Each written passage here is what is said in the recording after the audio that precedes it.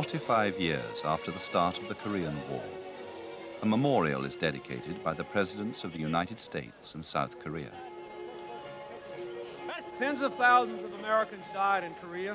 Our South Korean allies lost hundreds of thousands, soldiers and civilians. Our other UN allies suffered grievous casualties. Only now is the war giving up its secrets.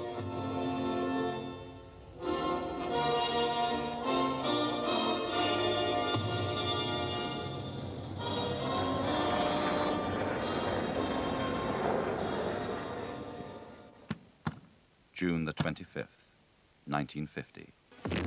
The army of communist North Korea crossed the 38th parallel and swept deep into the south, the start of a brutal 3-year conflict. Was it a civil war or part of a global plot by Stalin's Soviet Union? Then, and for the next 4 decades, Moscow denied any involvement. At last, with the opening of the state archives, the Soviet role is finally being exposed.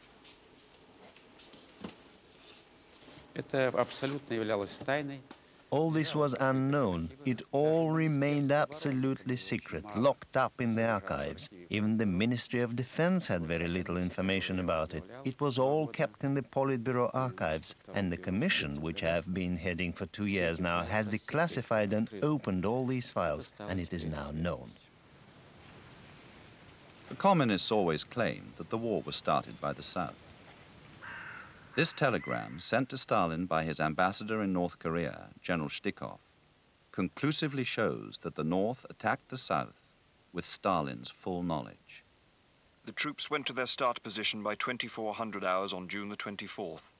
Military activities began at 0440 local time. The attack by the People's Army took the enemy completely by surprise. The new material has blown the gap, as it were. It has exposed beyond question the extent to which Stalin and the Soviet Union were involved in the war, first to last. Hitherto, we've had direct evidence that they were there on the periphery, and we've had good reason to suspect they had political influence. But a lot of that was suspicion. Now we know beyond question. We can now show how Stalin's covert war was fought.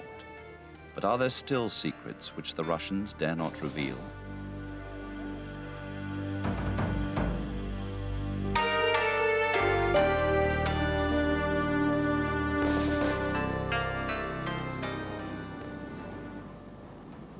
The Japanese occupation of Korea was ended by defeat in World War II.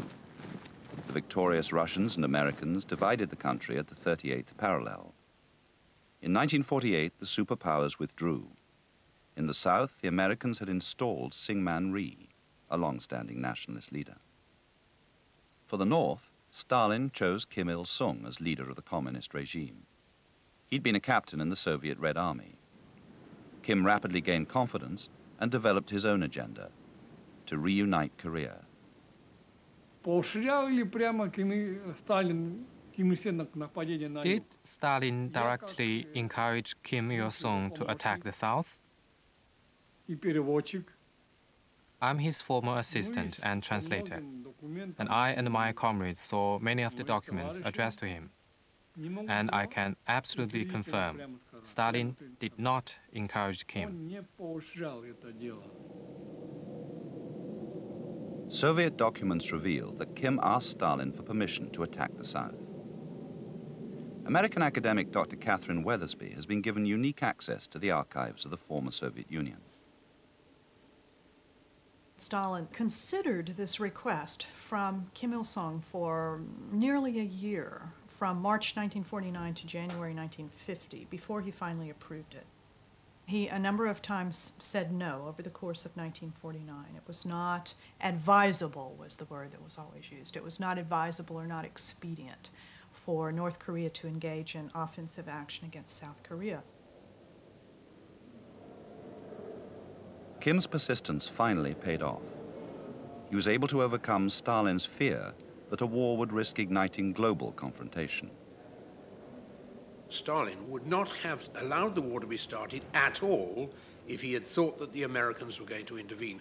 The initial involvement was undoubtedly on the understanding that Kim Il-sung was going to pull off a quick victory against the weak South Korean forces and present the world with a fait accompli.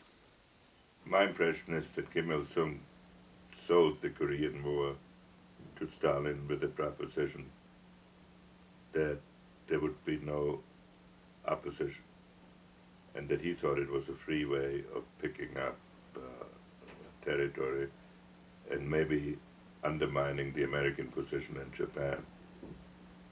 I don't think it was an idea that was hatched in Moscow. It was an idea that became approved in Moscow.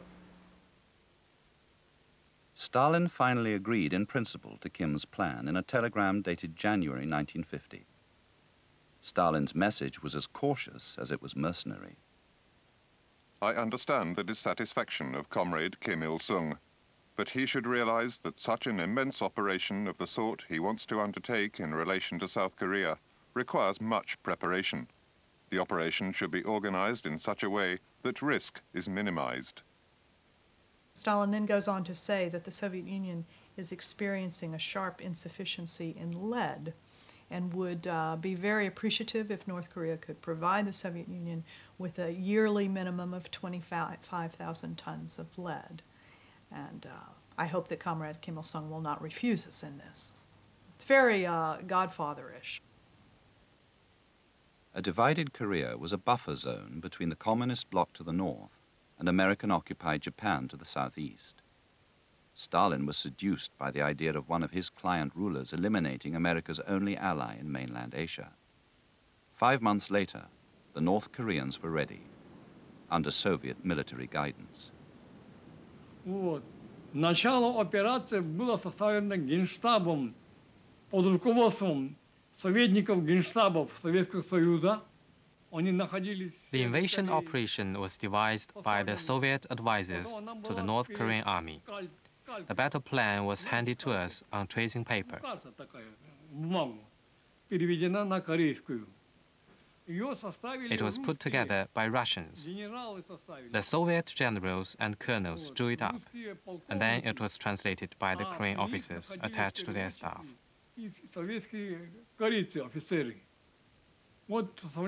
So, this blitzkrieg operation was drawn up on a minute-by-minute basis, following the Soviet command's plan.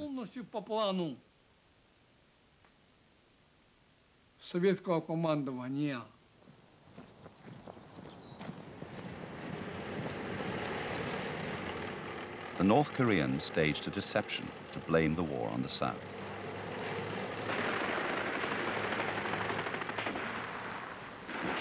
И чтобы спровоцировать и показать, что войну начала Южная Корея, литванцы.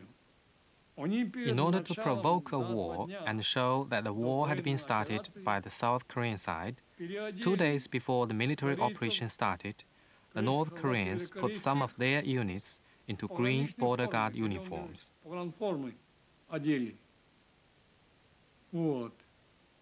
They then made an incursion into South Korean territory, drawing the South into battle, and the South Koreans started shooting at the North Korean border guards.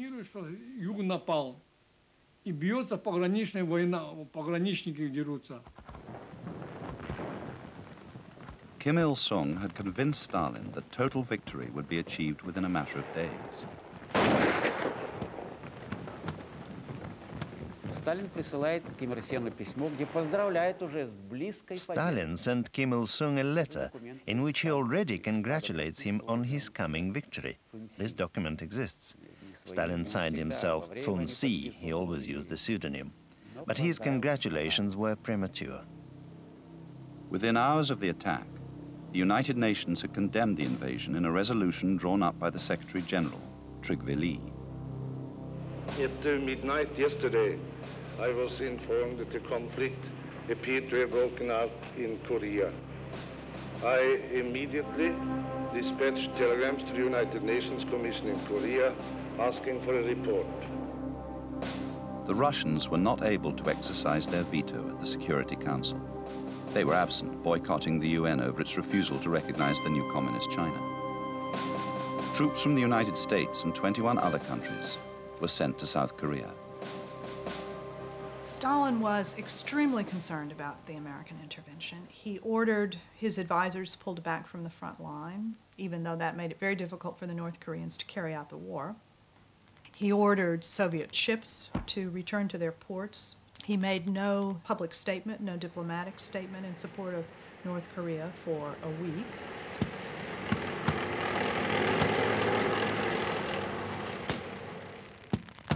The communists had misjudged the international reaction. Они не учли, что американцы и союзники They didn't take into account that the Americans and their allies would react so quickly to the aggression of the North, yet they all reacted straight away. UN troops began to push back the North Korean army. A task force under General MacArthur staged a daring amphibious landing at Incheon, and the UN forces swept north toward the Chinese border. The Chinese read the run of battle rather better than the Russians did. And as early as the beginning of August, they were saying to themselves, the North Koreans have lost the battle. From that moment, they began to make movements deliberately towards building up their forces in northeast China. China's communist rulers had been in power for only 2 years. They feared an American-led invasion. On October the 19th, Mao Zedong ordered his army to attack. Hundreds of thousands of troops threw the UN back past the 38th parallel. Despite their success, the Chinese peasant army urgently needed sophisticated Soviet military support. Mao turned to Stalin. We know the wording of his telegrams now and the actions of his intermediaries, saying, look, we need your help. And Stalin made various promises, some of which he ratted on. The most prominent of those was withholding our support when the Chinese came into Korea, a defection on his part, which caused Mao to have a nervous breakdown for 24 or 36 hours.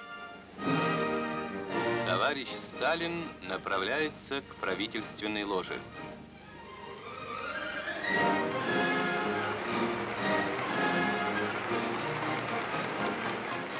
Stalin was in a dilemma. Failure to support Mao would weaken his leadership of the communist bloc. But fighting the American Air Force could trigger a world war. Stalin finally agreed, sending Soviet Air Force units to the Korean border. Elaborate precautions were taken to disguise their arrival. Captain Boris Abakumov was a pilot with the Soviet display team. Дано распоряжение отобрать группу летчиков в Китай. Китайскую форму нас переодели. An instruction came from above to send a group of pilots to China. Глаз нашей. They dressed us in Chinese uniforms so that our Soviet uniforms wouldn't attract prying eyes. We wore reddish-brown boots, cotton trousers, like workers used to wear, tucked into the boots, and green dress jackets. Никаких документов не было. We had no documents on us, except for a small badge with Mao Zedong on it. We wore that, and that was all. The only thing we had in our pockets was some money, a small sum in yuan. That's all we used down there. They dressed us in Chinese uniform, and later we flew on to Andong Aerodrome. We pretended that we went there, that these were neither Russian nor Soviet forces.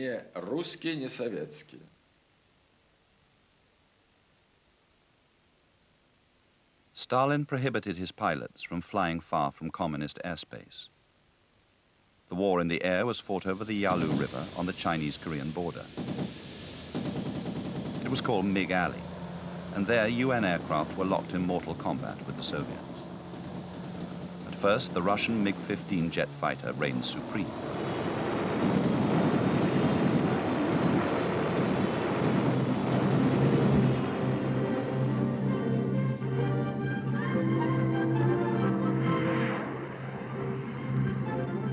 By Christmas 1950, the United States began to send the Sabre, their new F-86 jet fighter, to Korea.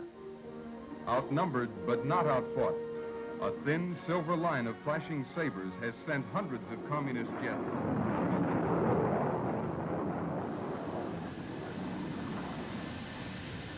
We'd take off, use the maximum climbed altitude, conserve fuel, and then wait to see what would happen. And it's like gambling in Las Vegas. Sometimes you're lucky, sometimes you're not. All encounters were real fast. You know, if you didn't do it within 10 to 15 seconds, you probably wouldn't get them. Only now are Soviet pilots disclosing their combat role. So when we reached Korean airspace, we noticed then that 12 Sabres were trying to catch up with us. They dispersed, and the third pair opened fire on me. Another burst hit my wings. I looked down. My hand was on the throttle, and I could see the bone in my arm. It was broken. After that, the shooting stopped, and they decided to eject. Western intelligence knew that the Soviet military was heavily engaged in the war. I personally sent a report to Washington that I compiled, which was made official by Washington, that there are actually 22,000 Soviet combat troops involved in Korea, actually involved in the fighting. These were advisors, tanks, and so forth. Their tanks were run by Soviets. The MiGs across the border were all Soviet-controlled, not Chinese, because we picked up the voices during combat. They had 200 MiGs right over the border, and our policymakers won't let us bomb them. In Washington, President Truman kept quiet about the Soviet presence in Korea. He feared a public clamor for war with the Soviet Union. I believe that we must try to limit the war to Korea for these vital reasons: to make sure that the precious lives of our fighting men are not wasted, to see that the security of our country and the free world is not needlessly jeopardized, and to prevent a third world war. Stalin also sought to avoid a world war.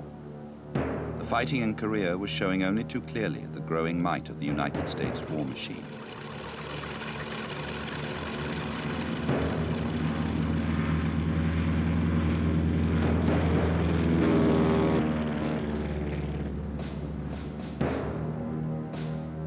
The American Air Force was in the process of dropping 600,000 tons of bombs on the north, devastating the cities and decimating the civilian population. Stalin was convinced that it was only a matter of months before the Soviet Union faced such destruction. At the very end of the Korean War, the Russians were concerned that it might trigger a third world war. Or above all, they interpreted, or Stalin interpreted, the Western build-up as a prelude to a third world war, because he was incapable of believing that one would build up forces and then not use them. Stalin knew that the Soviet military urgently needed to catch up with the West's technical superiority. He ordered a full-scale intelligence operation in Korea. We've seen why Stalin came into the war, but he was an opportunist. And once the battle was joined with the United Nations forces, clearly there were going to be opportunities to discover a good deal about equipment, weaponry, aircraft, and so on. If you have got a conflict between two major blocs, superpowers, and especially in the case of the Korean War, this was early-ish days of the Cold War, the possibility of A, managing to find out exactly the capabilities of the other side's equipment, B, perhaps even getting hold of this equipment so you can then test it yourself, C, capturing and interrogating the users. This would all be a massive advantage to the Soviet Union. Information obtained from prisoners of war would be vital. But first, the Soviets had to keep them alive in the face of extreme brutality by the North Koreans. In 1950, the North Korean treatment of prisoners was appalling, with rare exceptions. Prisoners were denied treatment for wounds or sickness. They were shot arbitrarily on the line of march. They were denied food and water. People drank water out of the paddy fields and thus got dysentery and all sorts of diseases and so on. And a great number of prisoners died early on and continued to die through the winter. In December 1950, North Korean brutality caused a major intelligence blunder. An American RB-45 aircraft was shot down. On board was a very senior intelligence officer, Colonel John R. Lovell. The American government has always believed that he died in the crash. Time Watch has discovered that he was captured. One of his interrogators, a Soviet officer, Pavel Fironov, says he was asked to attend Lovell's interrogation. When we went in, the North Korean general was particularly incensed that the prisoner didn't get to his feet, that he didn't stand up. After all, this was a general. The man was on his territory. He was undoubtedly a prisoner. This behavior angered him. The prisoner was carrying a highly classified manual on the Soviet order of battle. In this manual, there were a lot of photographs of commanding officers in our Air Force, plus brief biographies of them. Stalin's son Vasily was in there, so too was Krasovsky, Marshal of Aviation. But before Fironov could organize a second interrogation, disaster struck. The North Korean general, angered by Colonel Lovell's belligerence, had him march to the local town, a placard with the words "war criminal" hung round his neck. Lovell was beaten to death by the local people. He was the most senior American intelligence officer to be captured during the war. Acts like these caused the Russians to remove UN prisoners from the North Koreans. The Chinese took charge of all POWs. They cooperated with Soviet intelligence. Only now are the Russians admitting that they were involved in the interrogations, disguising their nationality. Мункуев у нас из переводчиков был. Мункуев, Николай, который бурят. One of our translators was a man called Nikolai Munkuyev. He was a Buryat with Mongolian features, and therefore he was allowed to be seen. As far as I recall, he dealt essentially with prisoner interrogations and actually took part in interrogations. Essentially, the questions were about tactics. The questions were tailored to each prisoner.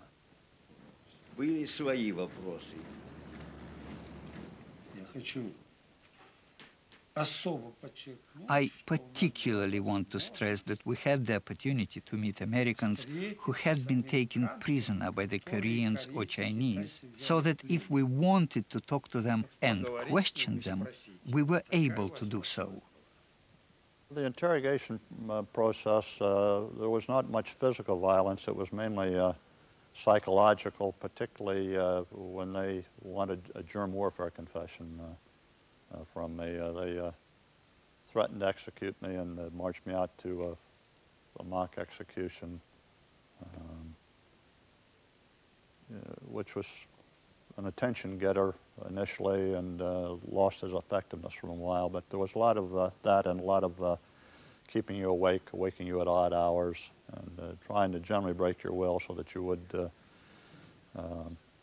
confess, and then they could dictate whatever type of confession they wanted from you.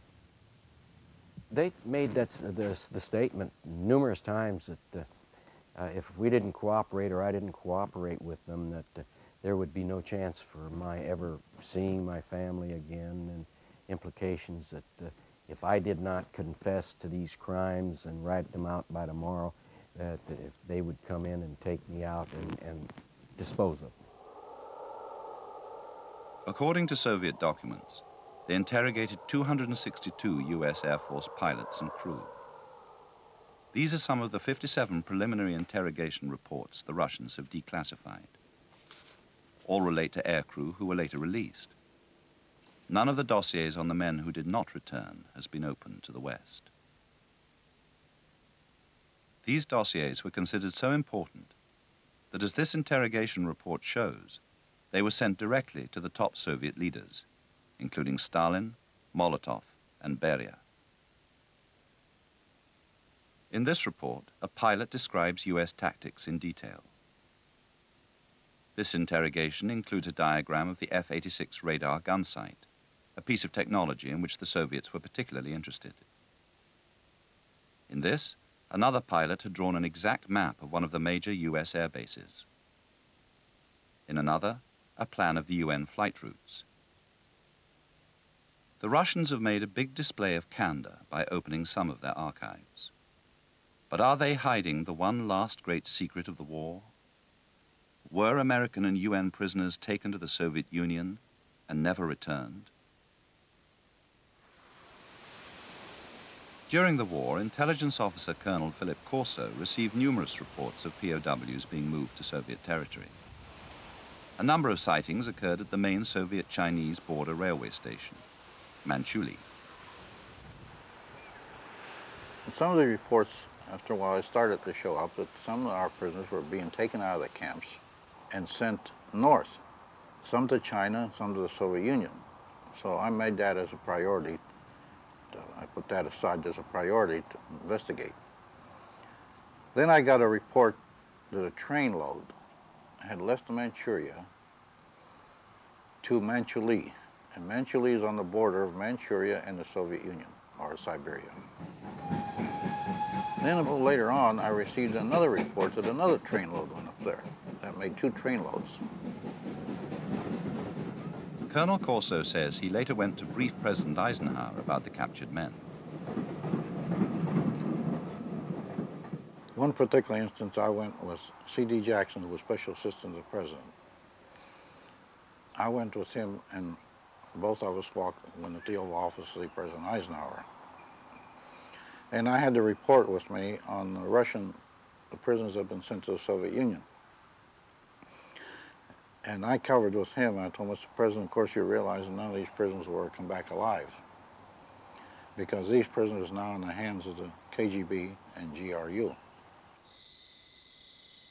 There is evidence that a small group of highly specialized prisoners, including F-86 pilots, were taken to the Soviet Union. Paul Cole spent 3 years investigating what happened to these men for the American Department of Defense. I testified before the Senate Select Committee in 1993 that about 35, which I must emphasize is a rough estimate, about 35 American servicemen were taken from Korea to the USSR during the Korean War. And I think over the last year and a half that other evidence has only supported that hypothesis and tending toward a conclusion. In some cases, the Chinese handed captured pilots directly to the Soviets. Chinese officer Xu Pinghua conducted captured prisoners from the front line.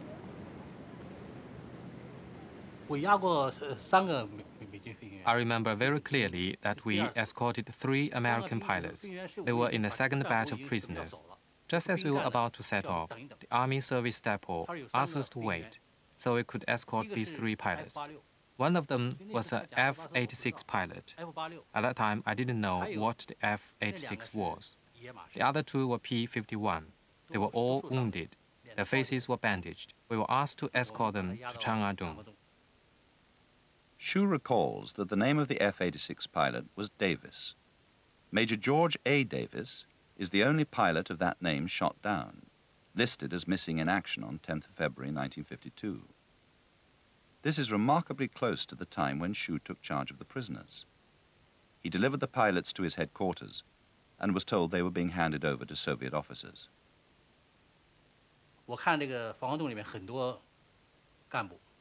There were a lot of comrades in there. I recognized the director of my department. I also noticed that there were 4 or 5 people who wore Chinese volunteer force, padded uniforms and hats. But I'm sure they were Soviet personnel. They had an interpreter and they spoke Russian. One of the strongest pieces of evidence for such a human pipeline came from the head of the Soviet Air Force in the war, General Georgy Lobov. Before his death in 1993, he said this: I know that in the summer of 1952, at least 30 to 40 American POWs were placed in a closely guarded carriage attached to a goods train and sent to the USSR. They must have been a treasure trove. I think that it was from these very men that our intelligence people's remarkable knowledge came. The Soviets also wanted captured equipment. The big prize was to get hold of the F-86, which was knocking the MiG-15 out of the sky at a ratio of 7 to 1.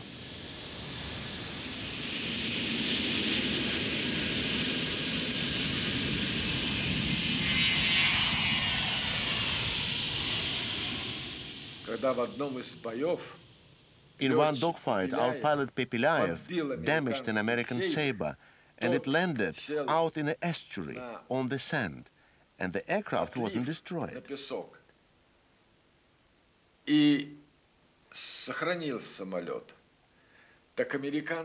The Americans came in force and managed to rescue the pilot, but they left the aircraft behind. Well, the Koreans and Chinese quickly camouflaged it there, and to cut a long story short, this aircraft ended up with us at the Andong Air Base. I saw it there with my own eyes. Later, the Sabre was sent to Moscow. These are photographs of the aircraft from the Russian archives.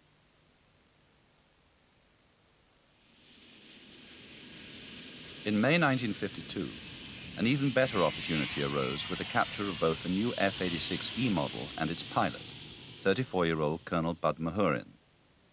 He was commander of one of the 2 American F-86 wings in South Korea. As I circled the target, I saw a truck going down the highway, and I thought, well, I'll just go down and shoot that truck up and then go home and I'll have a big-time story to tell the people at the bar. And unfortunately, I got slowed down, and just as I started to fire at the truck, it turned off the road, and I got hit with what I assumed to be 40mm cannon fire. When the airplane hit the ground, it broke up into 2 pieces and rolled over twice, and I ended up upside down with the canopy gone, and all I had to do was unfasten my safety belt, and I fell out into the mud. 4 days later, General Lobov sent an urgent telegram to Moscow stating that the F-86 was to be transported to the Soviet capital.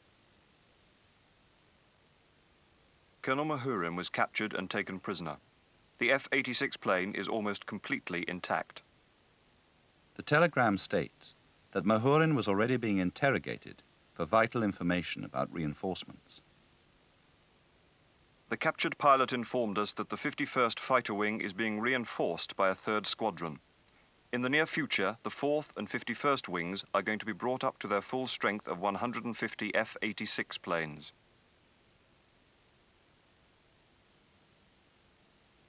Electronics expert Vladimir Matskevich says he interrogated Mahurin shortly after his capture. У него было горячее, так сказать, желание вот в запись, которую он делал. He had a burning desire and had written statements to this effect, that our countries should be on friendly terms.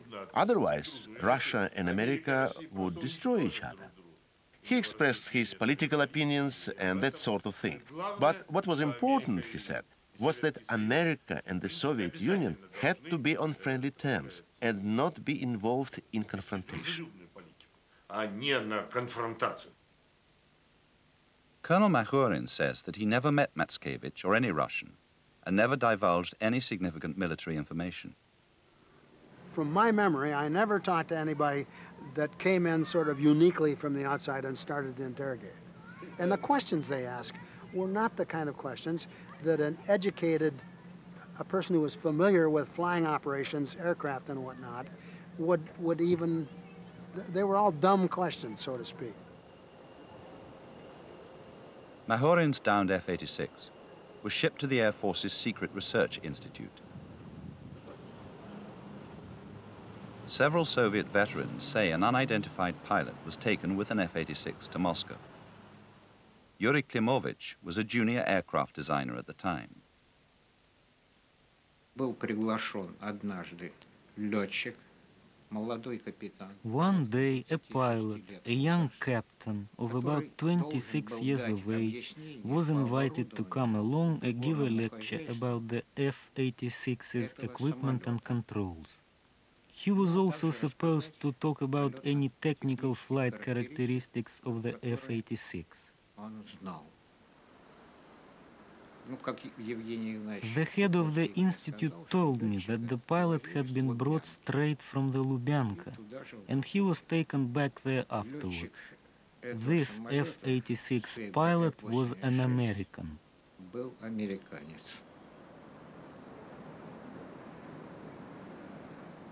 I talked to some people in Washington, and they also wanted to know if I'd been taken to Russia. And I said, absolutely not. Well, obviously, I would know if I went across the Yalu River, because it's a big river. And if I'd gone across on a truck or at night or whatever else, I would have known that I went across that river. Because once you're a POW, you're keenly aware of everything that goes on around you, every sound and every nuance and every inflection in a voice and all that, because that's all you have to live for. Never happened. I was in solitary the entire time. I never talked to other POWs, and so I couldn't have gone with a group of other people anywhere, or I would have known it. I was interrogated by North Koreans, predominantly, and my assumption is that it was about 2 months' worth of interrogation, and at that point, Chinese interrogators took over. And initially, it was sort of superficial until all of a sudden, the context of the interrogation changed, and it began to be an allegation that we had waged germ warfare against the enemy. Colonel Mahurin says the Chinese held him in solitary confinement and eventually forced him to sign a confession admitting to germ warfare, part of their propaganda campaign. He retracted the confession upon repatriation. I made a confession. It was not a confession that had any basis in fact whatsoever. The confession I made was ridiculous, preposterous. Our country had never waged germ warfare under any stretch of the imagination, nor had any other members of the United Nations. I concluded that it had been 16 months since I had been shot down, so our country and the United Nations had more than ample time to come up with a rebuttal to that allegation, and if I confessed and put enough implausible things in my confession to make it look silly, then I would get to go home. In March 1953, Stalin died.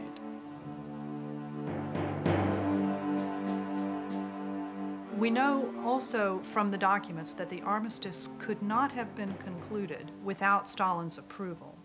And consequently, because Stalin did not think it was necessary to reach an armistice settlement, at least not necessary to make any significant concessions to do so, an armistice was never reached. It was only after his death that the Soviets, the Chinese, and the North Koreans were able to move toward reaching an armistice. Panmunjom, Korea, 1953. Operation Big Switch. After the war, Colonel Mahurin was exchanged, along with thousands of other POWs, in Operation Big Switch.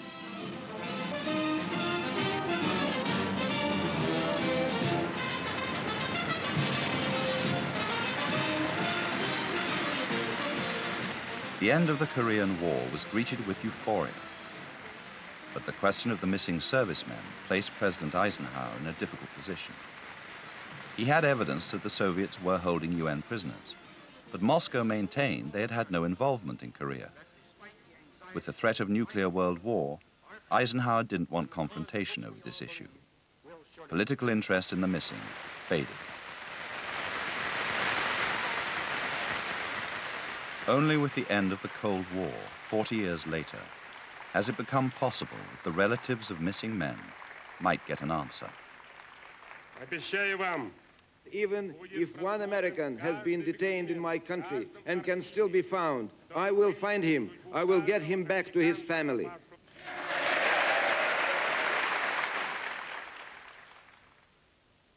After Yeltsin's visit to the United States in 1992, a joint American-Russian commission was set up to investigate the fate of the missing.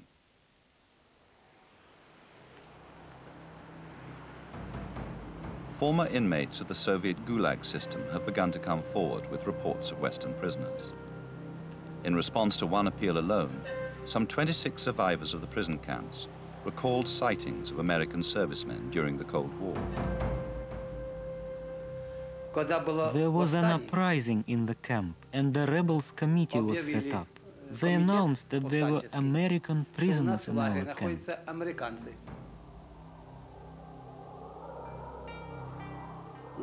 I asked who they were. I was told they were servicemen from the American army. The most reliable sighting of an American-Korean war prisoner is that of Marine Sergeant Philip Mandra, listed as missing on the 7th of August 1952 after fierce hand-to-hand combat. Irene Mandra has been trying to establish what happened to her brother. I searched for people that were up on the hill with my brother, and they verified that he was captured. They explained to me that they were under heavy fire, and my brother, a concussion grenade was thrown at my brother and knocked him unconscious, and the man next to him was wounded, and 2 Chinese officers came up on the hill and tried to drag the other officer away. He fought them off and ran down the hill, leaving my brother unconscious. They returned, a whole bunch of Marines went back up again, and within 15 minutes, these boys were all gone. 5 Marines disappeared on that hill. Not one body was found.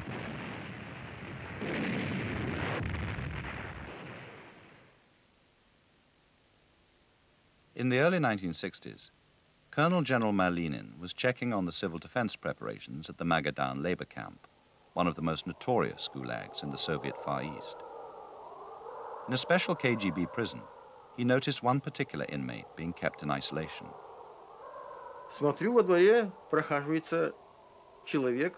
I looked down into the yard and saw a man walking around with an armed guard at his side.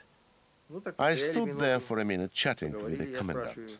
I asked, "Who's that you have got down there? Does he know the drill? Is he a prisoner?" He replied, "He's not just a prisoner, he's an American spy." I asked, "Does he speak Russian?" "No, he doesn't."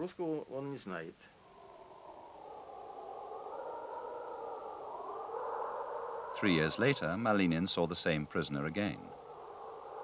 Время было летнее. Ну, месяц я уже не помню, столько лет прошло. It was in the summer. I don't remember which month, it was so long ago. He wasn't wearing a flying jacket or a uniform. He was wearing a hat, sort of a brown color, without a peak, so you could see his face.